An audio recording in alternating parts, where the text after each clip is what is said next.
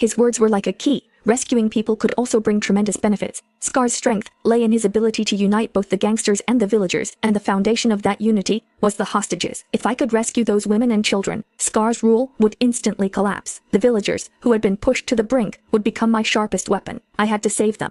It wasn't just that girl named Xiaoya. I wanted Scar and her entire gang to be completely destroyed. I walked up to Aji and used a dagger to cut the straps binding her hands. She froze, looking at me in confusion. I didn't explain. I simply pressed the dagger into her hand. Then I turned and walked out of the interrogation room, my voice coming through the voice changer, cold and emotionless.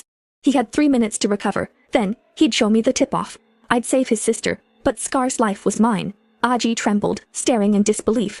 I entered the control room and opened a satellite map of the resort. With a red marker, I circled 2 spots, the manager's cabin and the hotel's heated bed. My eyes held only the cold intent of a hunter locking onto prey. 4 hours would be enough.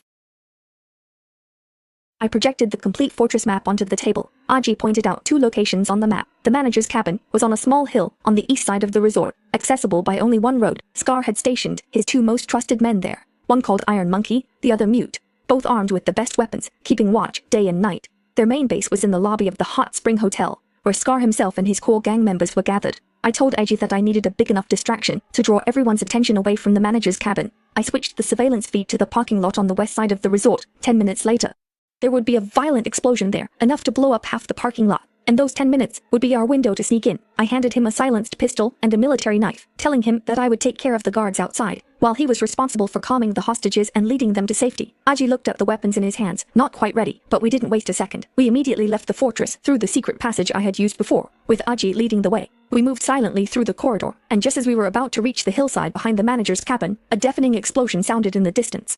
Boom! A massive fireball suddenly erupted in the western night sky, instantly lighting up half the sky. Through my tactical goggles, I could clearly see the direction of the Hot Spring Hotel's lobby, which had instantly descended into chaos. A large number of figures were rushing toward the site of the explosion. Our chance had come. I gave Aji a signal to move, and the 2 of us, one after the other, quickly crept up from the shadows of the hillside. When we were still 50 meters from the cabin, I raised my tactical crossbow and, in the darkness, steadily locked onto the guard named Iron Monkey. He was craning his neck, peering toward the explosion, with the back of his head completely exposed within my attack range.